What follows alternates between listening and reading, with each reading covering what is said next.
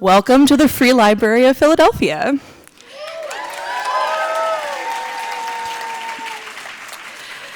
My name is Carmen Maria Machado, and I'm a fiction writer and essayist. My debut short story collection, Her Body and Other Parties, is forthcoming from Grey Wolf Press in October. Tonight, I have the pleasure of introducing a woman who, let's be honest, needs no introduction. New York Times bestselling writer, Roxane Gay.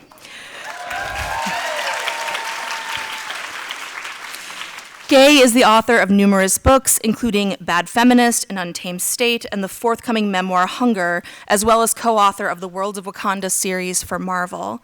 She's a contributing opinion writer at the New York Times and an associate professor at Purdue University, and has been a recipient of the Penn Center USA Freedom to Write Award. In the introduction to Gay's essay collection, Bad Feminist, she writes, "When you can't find someone to follow, you have to find a way to lead by example." There is, I think, no better way to sum up Gay's career.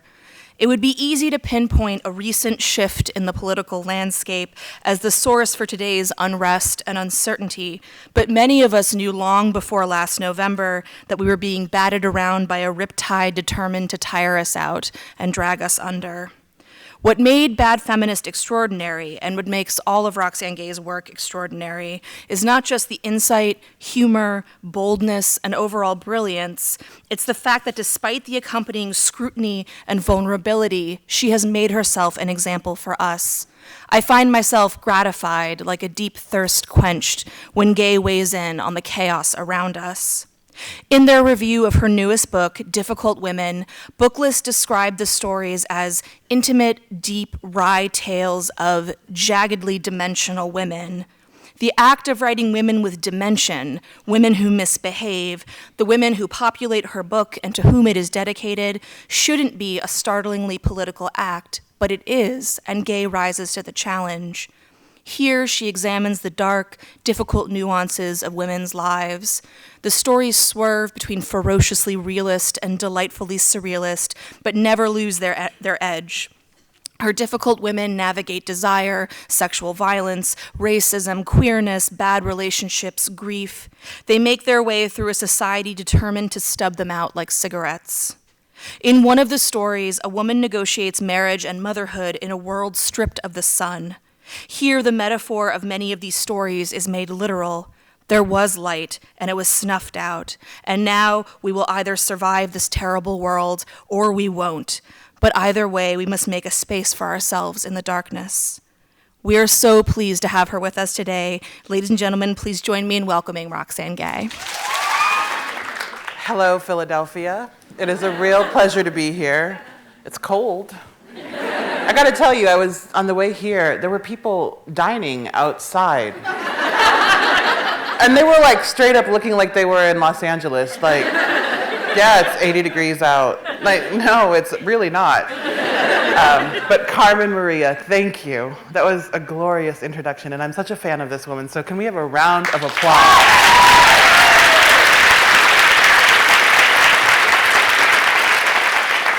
Difficult Women is actually the very first book I ever tried to sell with my first agent. And at the time that she was shopping it around, editors wrote back and they were like, "We really like it, but it's too dark and it makes us want to die." And I thought, yes, that's exactly what I was going for. And so I'm really glad that all it took was a best-selling book to get it out to the world. And so I'm going to read a couple stories and then do Q&A, just because I prefer talking with you than talking at you.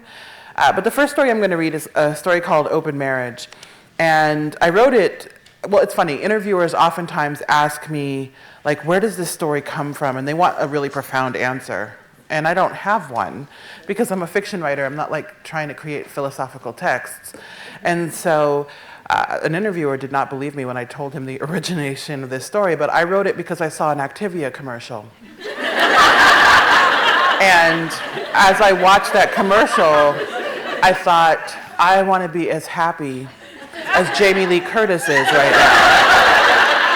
And God willing, And so I went to the store and bought some Activia in the hopes that I would be that happy. And I don't recommend Activia. It's actually really disgusting. And it tastes like yogurt syrup. And it also does exactly what it says it's going to do. So don't leave home. The first time I read this story, a woman in the audience threw up. And so the bar is pretty high. It's called Open Marriage. We are having a heated debate about whether or not yogurt can expire when my husband suggests that we stay together but see other people. He says open marriage intrigues him, that he couldn't be happier with me, but he read this article online this one time. I tell him yogurt cannot expire because it is filled with bacteria. I do not know if this is true, but I have seen commercials about yogurt that mention things like bacteria and the word probiotic, so I feel like I have a sufficient command of the topic. I give him a look. I say, he's welcome to try to find other women to sleep with, but I'm fine. And his face falls because he thinks I'm playing a trick on him. I'm not. He has no game. None at all. If I hadn't taken matters in hand, we would still be sitting on his couch in his bachelor apartment, his arms snaking around my shoulders with every single yawn.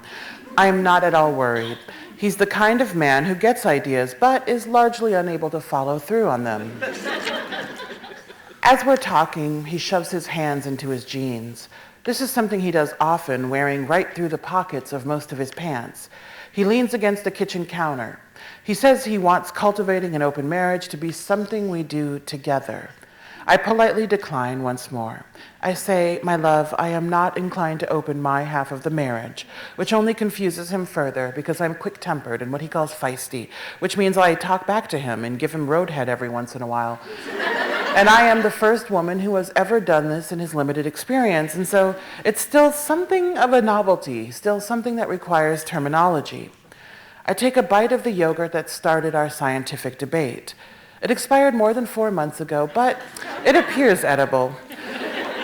When I dip my spoon into the plastic, the yogurt gives way easily. It tastes sour. My husband's face is red and sweat beads on his upper lip. He asks if I would seriously be fine with him having no strings attached sex with another woman, and I say, yes, baby, of course. He tells me I'm amazing in bed, that it's not about being unsatisfied, and I say, yes, baby, of course. I rock his world on the regular, and we both know it. He can barely string 3 words together after we make love. He just lies there sweating, trying to catch his breath, muttering, God damn, over and over.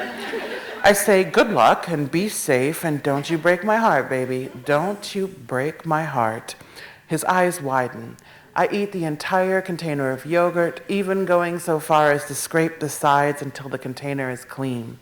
I vocalize my appreciation for the expired yogurt and do a lot of elaborate spoon licking. I hold my husband's gaze the entire time. He was a virgin when we married. As you might imagine, he looks away first. Thank you.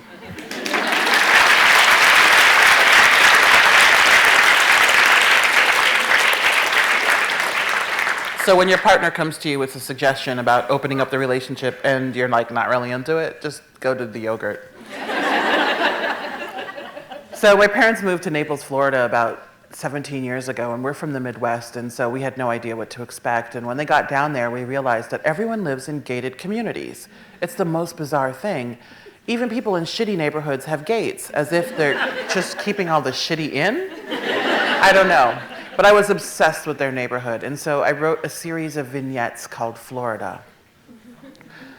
3333 Palmetto Crest Circle. The adjustment had been uncomfortable. All her life, Marcy had lived in the Midwest with people who ate red meat and starchy foods, who allowed their bodies to spread without shame. And then her husband was transferred to Naples. Marcy's mother said, Naples, like in Italy? And Marcy said, no, Florida. And her mother said, oh, dear. The women in Naples all looked the same, lean and darkly tan, their faces narrow with hunger discipline, whittled by the same surgeon. They stared at Marcy's relatively ample physique with disgust or envy or something between the two. At night, Marcy worried about her ass and thighs. Her husband always said, "Baby, you are perfect," and she flushed angrily.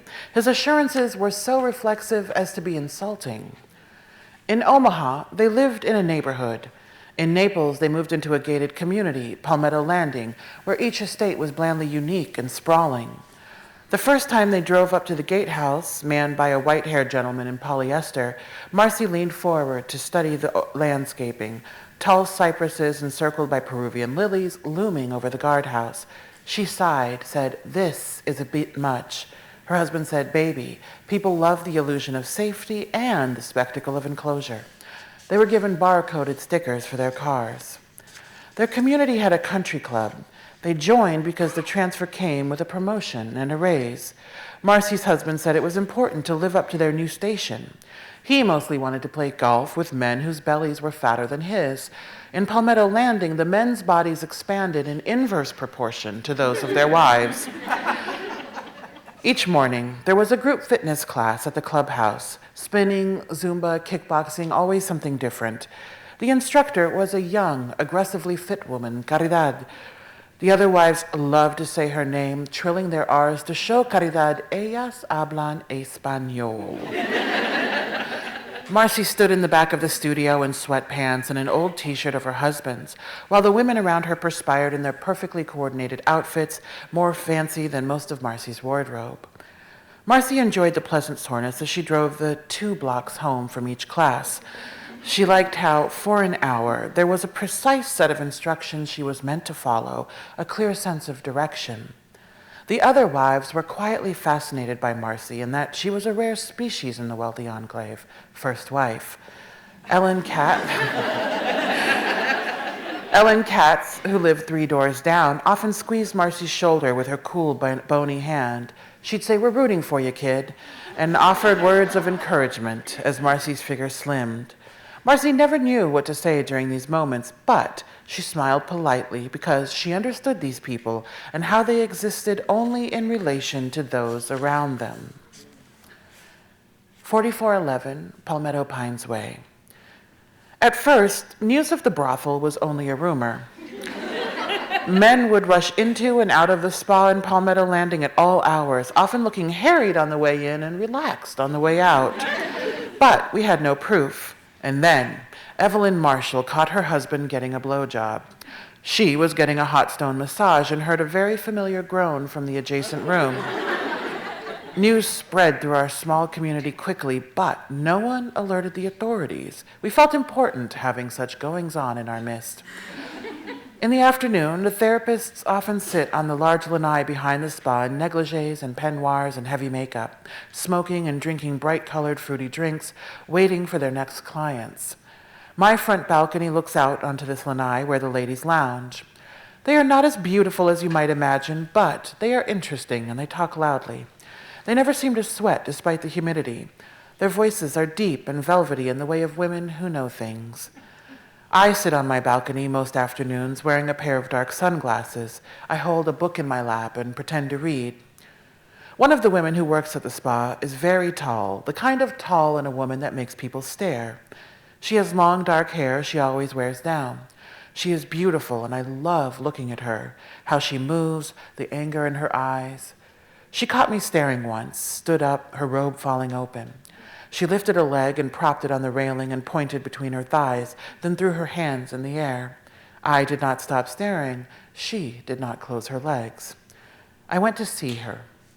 The woman at the desk studied me carefully. She said, "Nadia is one of our special therapists." I said, "I know." She said, "She charges very high fees." I said, "I know." The receptionist shrugged. Soon after, I was escorted into the back. I heard interesting sounds. Nadia had a thick Russian accent but spoke English well. "You want massage? Candles? What?" she asked. I said, "I want to fuck." The words felt heavy and strange in my mouth. Nadia cocked her head to the side. "You are different," she said. Later, her tongue was cool and soft between my thighs. I twisted my fingers through her hair, resting my heels on her back. I wanted to explain myself. It took me a long time to come. It always does. But Nadia was patient. I reciprocated her attentions. I wasn't afraid. As I was leaving, I ran into my next-door neighbor. She pulled her purse against her body and looked away. I pressed my hand to her shoulder as we passed. She still refused to look at me, but she leaned into my touch. Now, Nadia stares at me when she's on her lanai and I am up on my balcony. I don't look away. My husband calls me a wildcat. After we make love, he always whistles under his breath and slaps my thigh and says, "Woman, one of these days, I swear to God, you're going to kill me." On our wedding day, my mother pulled me aside at the chapel. I was only half dressed, walking around in white pantyhose, a corset, and white patent leather heels. My dress was a monstrosity of satin and chiffon, and I wanted to wear it for as little as possible. We stood in the dark vestibule, and my mother began straightening my curls, pulling them from my face, messing with the pearl headband, holding my hair back. She said, "There is no mystery to keeping a man." She dabbed at my lipstick with a tissue she had been holding, folded in the palm of her hand. She said, "You do whatever sick thing he wants, anytime he wants, and you will never have a problem." That was the only advice my mother has ever given me. She and my father divorced when I was 9. Thank you.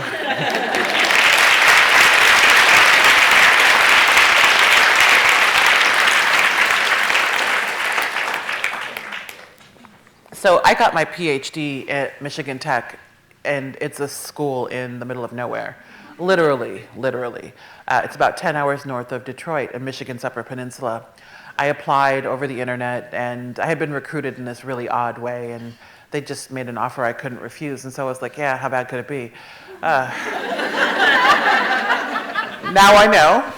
And while I was there, I did grow to love the place, and so I wrote a short story called North Country. And I'm not going to read the whole thing because it's long, but I'm going to just read part of it. I have moved to the edge of the world for 2 years. If I am not careful, I will fall. After my first department meeting, my new colleagues encouraged me to join them on a scenic cruise to meet more locals. The Peninsula Star will travel through the Portage Canal, up to Copper Harbor, and then out onto Lake Superior. I am handed a glassy brochure with bright pictures of blue skies and calm lake waters. You'll be able to enjoy the foliage, they tell me, shining with enthusiasm for the Upper Peninsula. Do you know how to swim, they ask. I arm myself with a flask, a warm coat, and a book. At the dock, there's a long line of ruddy Michiganders chatting amiably about when they expect the first snow to fall. It is August.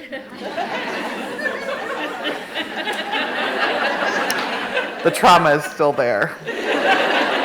I have just moved to the Upper Peninsula to assume a postdoc at the Michigan Institute of Technology. My colleagues, all civil engineers, wave to me. "You came," they shout. They're already drinking. I take a nip from my flask. I need to catch up. "You're going to love this cruise," they say. "Are you single?" they ask.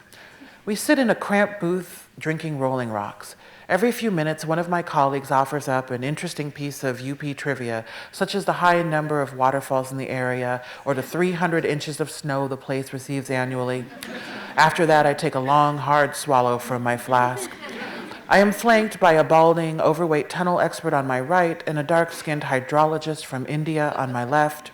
The hydrologist is lean and quiet, and his knee presses uncomfortably against mine. He tells me he has a wife back in Chennai, but that in Michigan he's leaving his options open. I am the only woman in the department, and as such, I am a double novelty.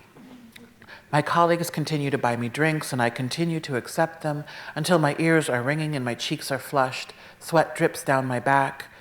"I need some fresh air," I mumble, excusing myself. I make my way slowly to the upper deck, ignoring the stares and lulls in conversation as I pass by. Outside, the air is crisp and thin, the upper deck sparsely populated. Near the bow, a young couple makes out enthusiastically, loudly. A few feet away from them, a group of teenagers stand in a huddle, snickering. I sit on a red plastic bench and hold my head in my hands. My flask sits comfortably against my rib cage. "I saw you downstairs," a man with a deep voice says. The sun is setting, casting that strange quality of light rendering everything white, nearly invisible. I squint and look up slowly at a tall man with shaggy hair hanging over his ears. I nod. "Are you from Detroit?" he asks. I have been asked this question 23 times since moving to the area. In a month, I will stop counting, having reached a 4-digit number. Shortly after that, I will begin telling people I have recently arrived from Africa. They will nod and exhale excitedly and ask about my people. I don't know that in this moment, so there is little to comfort me. I shake my head. Do you talk? He presses further. I do, I say. Are you from Detroit? He smiles, slow and lazy.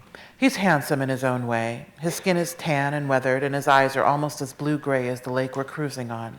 He sits. I stare at his fingers, the largest fingers I've ever seen. The sweaty beer bottle in his hands look miniature. So, where are you from? I shove my hands in my pockets and slide away from him. Nebraska? I've never met anyone from Nebraska, he says. I say, I get that a lot. The boat now is out of the Portage Canal, and we're so far out on the lake, I cannot see land. I feel small. The world feels so big. I'd better get back to my colleagues, I say, standing up. As I walk away, he shouts, my name is Magnus. I throw a hand in the air, but don't look back. In my lab, things make sense. As a structural engineer, I design concrete mixes and experiment with new aggregates like fly ash and other energy products, artificial particulates, kinds of water that might make concrete not just stronger, but unbreakable, permanent, perfect. I teach a section of design of concrete structures and a section of structural dynamics. I have no female students in either class. The boys stare at me as I lecture, and after class they linger in the hallway just outside the classroom. They try to flirt. I remind them that I will assess their final grades. They make inappropriate comments about extra credit. At night, I sit in my apartment and watch TV and search for faculty positions and other opportunities closer to the center of the world. There's a pizza restaurant across the street, and above the restaurant, an apartment filled with loud white girls who play loud rap music in the middle of the night and have loud fights with their boyfriends who play basketball for the university. One of the girls has had an abortion, and another is not speaking to her father, and a third roommate has athletic sex with her boyfriend even when the other two are awake. She has a child, but the child lives with her father. I don't want to know any of these things.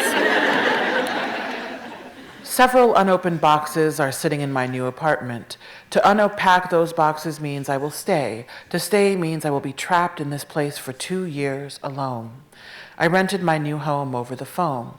It is a former dry cleaner converted into an apartment. There are no windows save for the one in the front door. The apartment, I thought, as I walked from room to room when I moved in, was a jail cell. I had been sentenced. My new landlady, an octogenarian Italian who ran the dry cleaner for more than 30 years, gasped when she met me. You didn't sound like a colored girl on the phone, she said. I get that a lot, I replied. The produce is always rotten at the local grocery store. We're too far north to receive timely food deliveries. I stand before a display of tomatoes, limp, covered in wrinkled skin, some dotted with soft white craters ringed by some kind of black mold. I consider the cost to my dignity if I move in with my parents until I feel a heavy hand on my shoulder. When I spin around, struggling to maintain my balance, I recognize Magnus. I grab his wrist between 2 fingers and step away. Do you always touch strangers? We're not strangers, he says. I make quick work of selecting the least decomposed tomatoes and move on to the grim lettuce. Magnus follows. I say, you and I, we have different understandings of the word stranger. You don't even know my name. I like the way you talk, he says. And what's that supposed to mean? Magnus reddens. Exactly what I said, unless, of course, we have different understandings of the words I, like, the, way, and talk. Can I buy you a drink? I look at the pathetic tomatoes in my basket, and maybe it's the overwhelming brightness of the fluorescent lighting or the easy listening being piped through the speakers, but I nod. I say, my name is Kate. Magnus says, meet me at the Thirsty Fish, Kate. On the drive there, I stare at my reflection in the rearview mirror and smooth my eyebrows. My groceries sit in a canvas bag on the back seat. At the bar, Magnus entertains me with the silly things girls like to take seriously. He buys me lots of drinks, and I drink them. He flatters me with words about my pretty eyes. He says he can tell I'm smart. I haven't had sex in more than 2 months. I haven't had a real conversation with anyone in more than 2 months. I'm not at my best. In the parking lot afterwards, I stand next to my car, holding onto the door, trying to steady myself. Magnus says, "I can't let you drive home like this." I mutter something about the altitude affecting my tolerance. He says, "We're not in the mountains." He stands so close. The warmth from his chest fills the short distance between us. Magnus takes my keys, and as I reach for them, I fall into him. He lifts my chin with one of his massive fingers, and I say, "Fuck." I kiss him softly. Our lips barely move, but we don't pull apart. His hand is solid in the small of my back as he presses me against the car. When I wake, my mouth is thick and sour. I groan and sit up and hit my head against something unfamiliar. I wince. Everything in my head feels loose, lost. Be careful, it is a tight fit in here. I rub my eyes, trying to swallow the panic bubbling at the base of my throat. I clutch at my chest. Relax, relax. I didn't know where you lived, so I brought you back to my place. I take a deep breath and look around. I'm sitting on a narrow bed. I see Magnus through a narrow doorway, standing near a 2-burner stove. My feet are bare. A cat jumps into my lap and I scream. Magnus lives in a trailer, and not one of those fancy double-wides on a foundation with a well-kept garden in front, but rather an old rusty trailer that can be attached to a truck and driven away. It is the kind of trailer you see in sad, forgotten places that have surrendered to rust and overgrown weeds and cars on cinder blocks and sagging laundry lines. The trailer on the outside is in a fair amount of disrepair, but the inside is immaculate. Everything has its proper place. I appreciate that. Thank you. Hi, thank you so much for coming and sharing with us. I'd love to hear about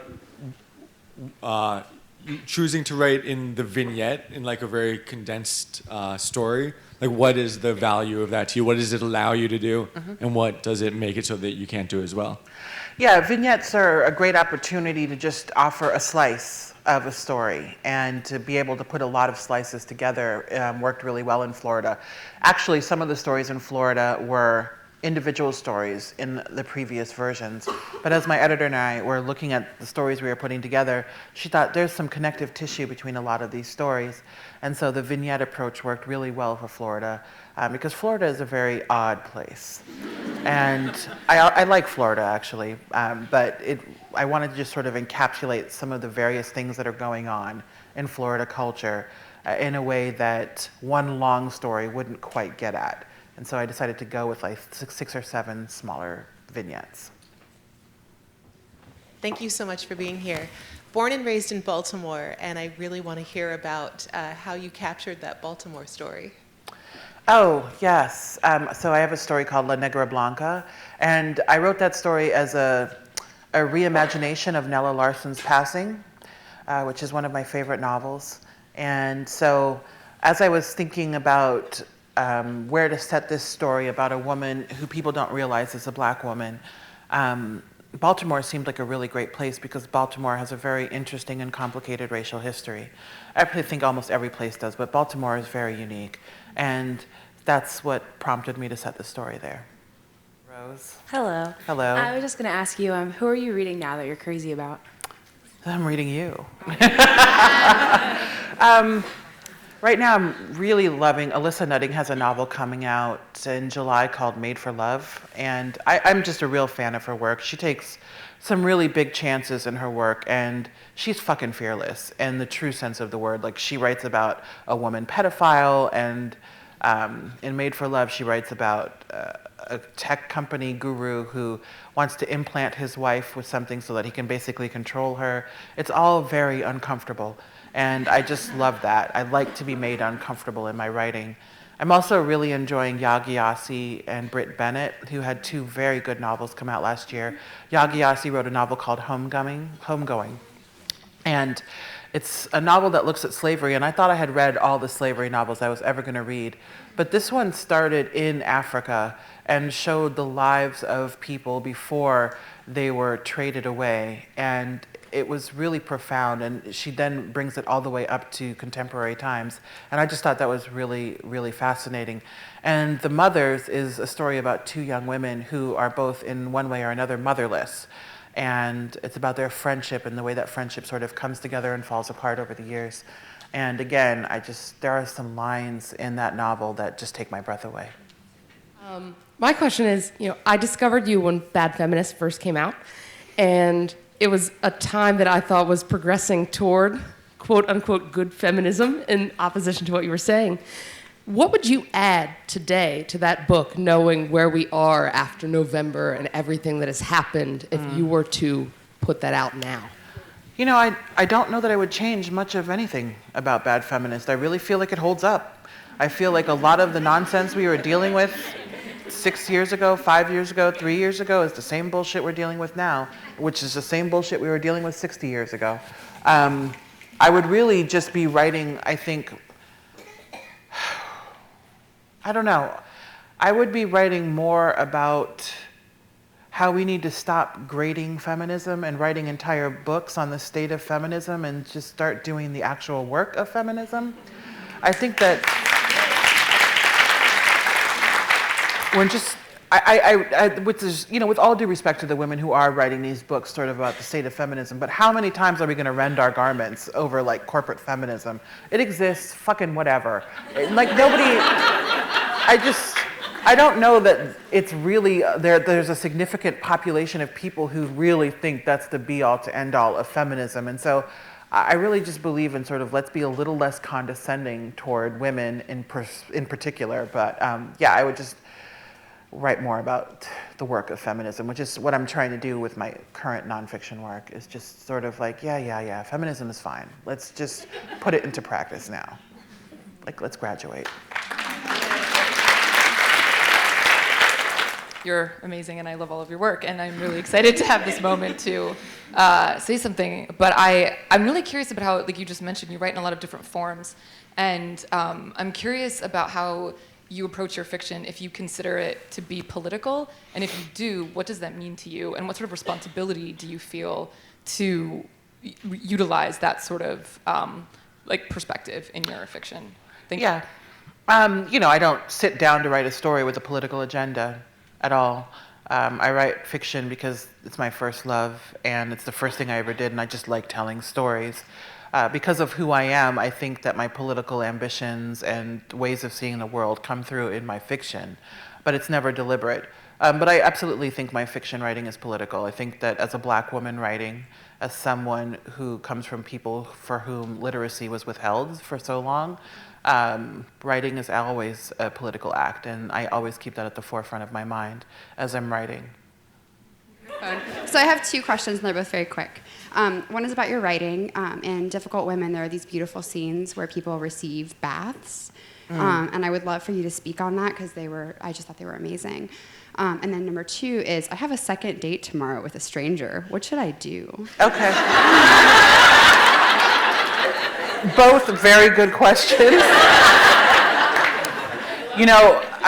The bath thing, I think there's just something super comforting about the idea of being taken care of in that way, of being cleaned gently, and just taken care of. And I had also, around the time I wrote many of these stories, read this nonfiction book called Taking the Waters, all about the history of bathing. It's super good. And so I think that was also just on my mind. In terms of your date tomorrow, I would wear something super sexy. And I would go almost all the way, but not, not all the way. And I think that he should he should take a taste and just, or she, and also do something weird, do something fun. Don't do something boring like dinner and a movie. I mean, there's nothing wrong with that. I love to go on dates that are dinner and a movie, but do something a little unexpected. You're welcome. Hi, so I've been really inspired by you in the past about your fat positivity work, and my question is kind of an existential one, but it's basically just, how do I love myself more as a fat person in the world? Sexually and otherwise. Well, sexually. To piggyback on the Sorry, I'm going straight to hell. I'm working on fat positivity. I'm not all the way there, but as anyone who reads Hunger will find out, oh, I'm so terrified. It's going to be such a shit show. But I also know that this culture has very damaging messages about fat, and that those messages are wrong. I know that fat is something that people feel a lot of immunity to be cruel about. And so I make it a point to actively resist it whenever I can, because I know the history and the story of my body, and you don't. And I think everybody who's fat has a history that is complex and personal and painful. Or not. Some people are just joyously fat, and I also embrace that as well.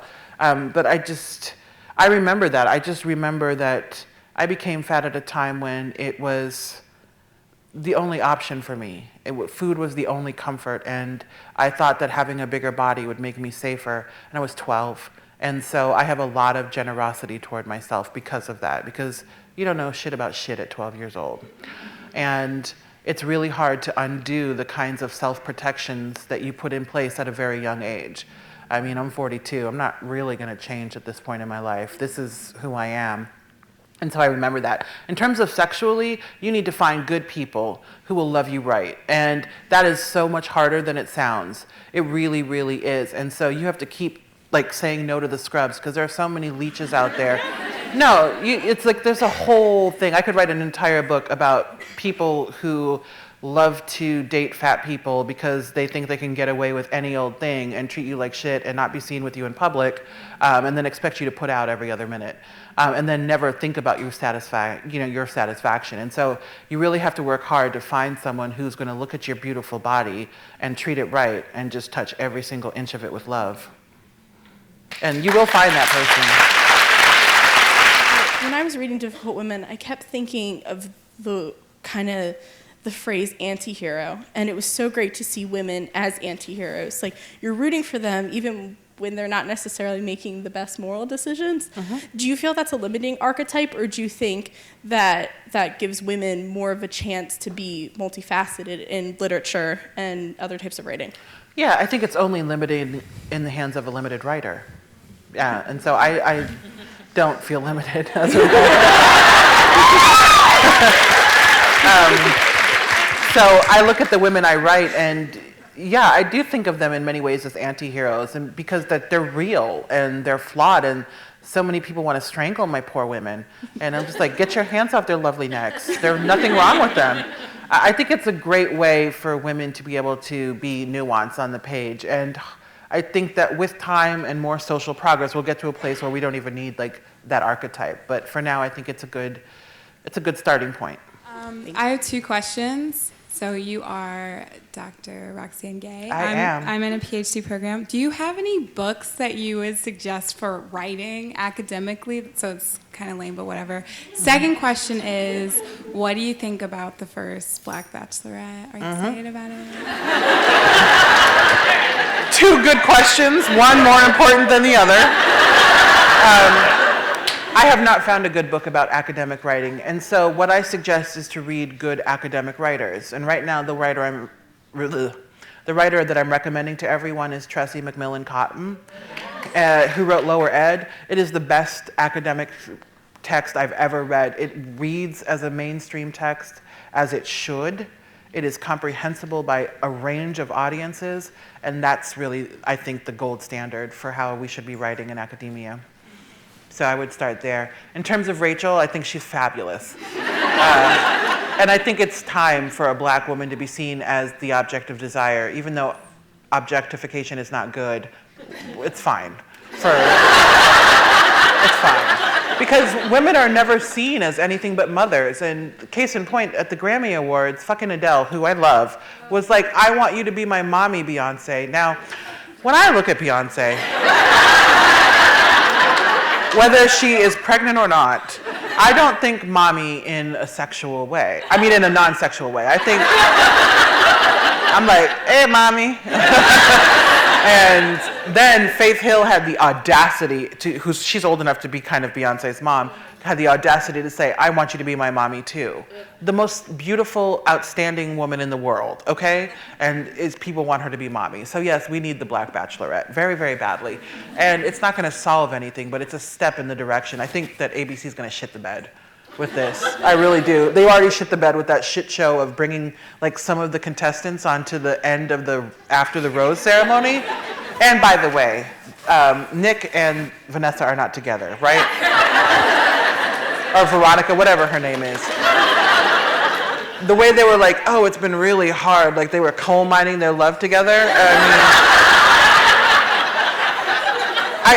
I'm still actively thinking about it. I'm so upset about it. Like, why lie to us? Why fucking pretend? He's already going off to do Dancing with the Stars. He's gonna marry the lady he dances with. Come on. I hate Nick, sorry. So first, as someone who's been through it, I'm curious about your tips for surviving grad school, because that's what I'm doing right now. And I'm specifically curious if you have any tips about coping with the fact that often it is the young white male members of the department who are getting the most attention and having their ideas most valued and sort of things of that nature. Thank you. Yeah. Oh, you have to drink a lot. if you drink. It's hard. I think one of the key things that you have to do is make sure you're doing something no one else is doing in terms of your research and that you really care about your research. Otherwise, there's no point. Just quit. I mean, there's just no point. You need to find mentors, and those mentors may not be at your institution. And you also need to find people in your cohort who can be allies. My friend Laurence José, it was sort of just my best friend in grad school, and I had a few really good friends, but she and I basically spent our entire dissertation year meeting at a cafe every week and writing our dissertations together, and just sometimes just venting about our relationships and life and so on. And to this day, you know, we're inseparable as friends, and that's important. So you need to find at least one person who can do that for you, and you have to make sure you find ways to be heard. And you have to assert yourself, because those young white men will take up all the oxygen in the room, even when there's like 2 of them and 9 women, as is the case in most grad programs, especially in the humanities.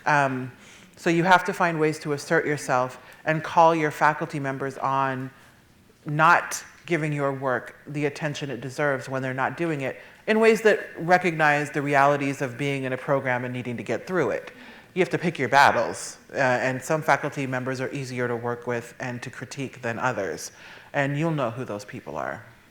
And one strategy that I've seen is women working together and reinforcing each other and talking up each other's research, so that you're always reinforcing each other's work within the department. You know, many hands make light work. Hi. Like, she's ready. She's got her book open. Well, I've had the mic for a few minutes and I haven't gotten up. So I finished your book a few weeks ago, and I loved it. Up until I got until the last story, Strange Gods. And there are some scenes from that story that I just haven't been able to get out of my head since reading them. And I am curious to hear what you were thinking about when you wrote that story, and what you were hoping it would do for people who are survivors of rape and sexual assault. I wasn't thinking of survivors of rape and sexual assault when I wrote the story. I write for myself, and so I don't have an agenda with anyone or any specific group necessarily. As I was writing that story, I was really just thinking about this woman who is in a relationship that she does value, but she doesn't know how to be loved, and she doesn't know how to be valued. And so it's her thinking through her past and the relationships that have led her to this place where she realizes that she needs to make a grand gesture to the person that she loves, or she's going to be sort of unhappy. She's going to be lost in many ways if she doesn't find a way to sort of reach out and overcome. And so that's really what I was thinking about when I wrote that story. I think people get a lot of different things from the story. It really depends. It's a graphic story, but I'm very deliberate about that. Sometimes I am graphic, and sometimes I'm not. So in the first story, for example, there are children involved. And so I didn't write about the sexual assault there. I wrote around it because I didn't feel necessary there. But in that final story, everything about her is raw. And so I wanted the depictions of sexual violence to be raw and just visceral. Hi, it's a really huge honor to be asking you a question. I've been reading your book since college, so it's really exciting to actually see you here. But my question is, one of the reasons why I got on Twitter is because you have a very strong presence on social media. And that's not really, I think more women should be unapologetic for their presence, because I feel like it's an area that's fully dominated with people that are rather abusive and aggressive. And I was wondering, two questions. I know in your book, Bad Feminist, you like to say, or you had written, I think, I don't want to misquote you, that you don't see yourself as like someone who is strong. But you do come off as like very unapologetic and strong in your social media presence. So how do you find means to kind of be very present in that very anonymous and like tough social media sphere? And my other question is, do you find that the ridiculousness that gets spoken at you and like mumbled ever influences kind of the conversations that happen in the books that you write?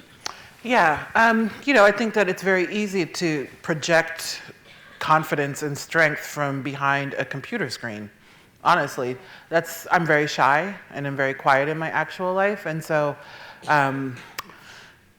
that's why I'm on Twitter. That's why I started being on Twitter. It's a way of being social without having to actually be social and be around other people. And so it's me putting my best sort of social foot forward, and I think really fast online. I wish I could have those sort of witty rejoinders in my actual life when someone fucks with me. But on Twitter, I find that it comes a lot easier. And I also think that the more time you spend online, and I've been on the internet since I was 19, you just get hardened to certain things. And so I just have zero tolerance lately for the horrible ways in which people like to treat black women online. I'm just not having it anymore. And I think it's important to just say no.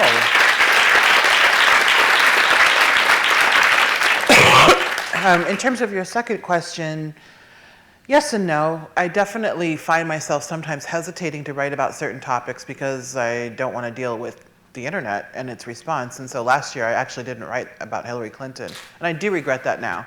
Not that I think I would have swayed the election.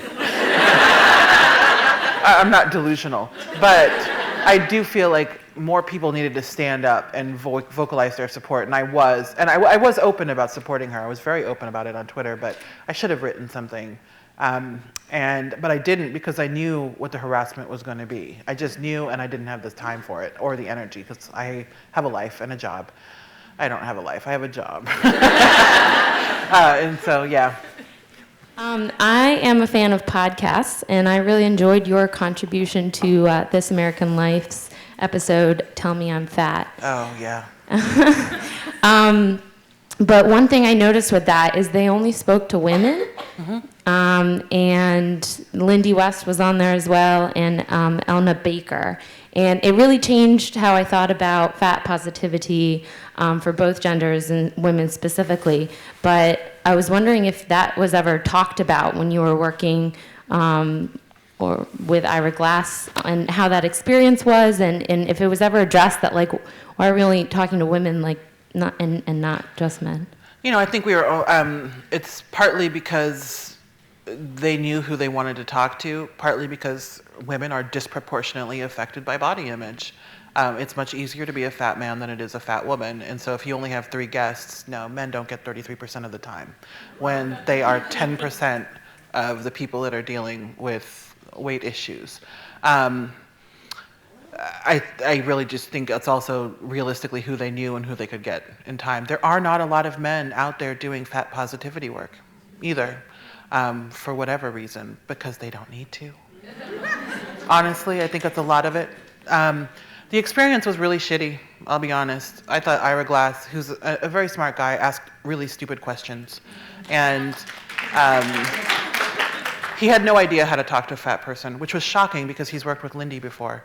But like even in the interstitial where he was like, and go ahead and eat that Twinkie. Like, first of all, who the fuck eats Twinkies in 2016?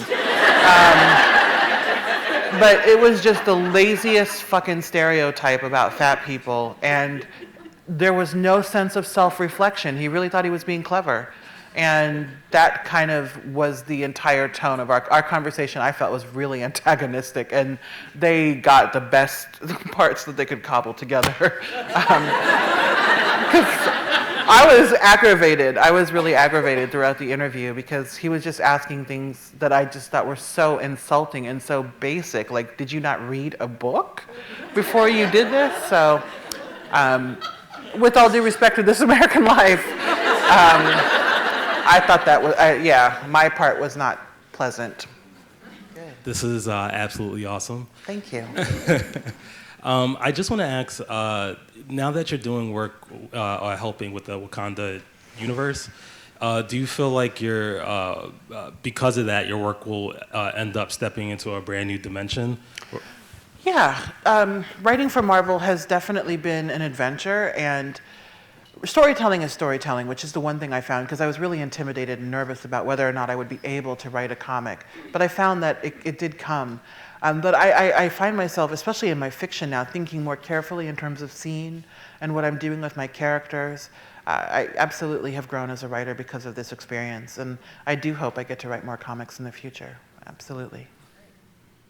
Hi. Hi. I was wondering if you could speak to the process of writing, if you often find that it's a lonesome process, or if you are more comfortable with the solitary pursuit rather than the often draining company of other people. I find other people draining with one very specific exception. Well, my niece too, she's awesome. Writing is a process that you do alone, but I don't find it particularly lonely. My characters are my friends, as sad as that sounds, but I was always a lonely child, and I've always been a very lonely person because I have a hard time making friends. And part of it was we moved around constantly growing up, so we were never in a place long enough for me to really establish friendships. And so I wrote, and that's what kept me company. I'm never feeling lonely when I'm writing, which is part of why I write so much. Yeah, that's never draining to me. So I love you, and I love Ina Garten. So I was wondering if you could tell me what your favorite cookbook is by her and why. My favorite cookbook with Ina is, I don't have a favorite cookbook. I just love Ina. I love everything about her. I love every cookbook she's ever made equally. I mean, she's perfect. And by the way, she has a new show coming out called Cooking Like a Pro. I hope Jeffrey's on it. Her new book, Cooking for Jeffrey, is delightful. She makes him roast chicken every Friday.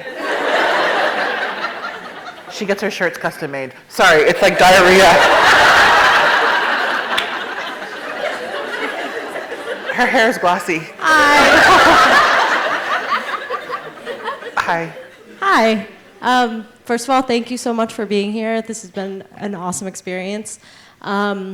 My question is, I've recently had a lot of run-ins with white fragility, particularly from white liberals. And I haven't really known how to deal with it because I've basically been accused of calling them a racist. And it's been tough to kind of, I think, navigate that. And I'm just wondering if you have any strategies or kind of advice for sort of how to deal with that, or if you just shouldn't deal with it? You just don't deal with it. White fragility is like at the very bottom of my list of concerns. It's just, there's nothing you can do about it. I mean, I think the only thing you can really do is point it out, but I don't have time to repair white people, so I just don't. I don't. So in the stories, siblings came up a lot, and they were. I'm not a person who has. My parents didn't have anybody else but me, so it's just a foreign topic to begin with. But also, your siblings were like conjoined twins at times. So I was wondering if you could talk a little bit more. Like the first story had like the two girls. Mark of Cain was bizarro. Yes. So I'm very interested to hear what you have to say about it. Yeah, I have 2 brothers, and we're pretty close. We're very close. We're not like that. And so I think I oftentimes wrote about sisters. I've been asked this but I've been forced to reflect now and think about, like, what the fuck was going on? I think the twin thing came, someone in the audience told me this, probably because I love Sweet Valley High. And in Sweet Valley High, there are twins. And ever since I was a kid, I've been obsessed with this idea that there's a copy of you in the world. And so I think that shows in my stories. But I'm really interested in sibling relationships and the fact that you can share a childhood with these other people and have these connections. And those connections can be really intense and powerful. And I loved exploring that in these stories because oftentimes when we focus on relationships in fiction, it's romantic relationships or parent-child relationships. And I understand why. But I find that sibling relationships can be as significant in good and bad ways. And so I really explore that a lot in my fiction, especially these stories. Thank you.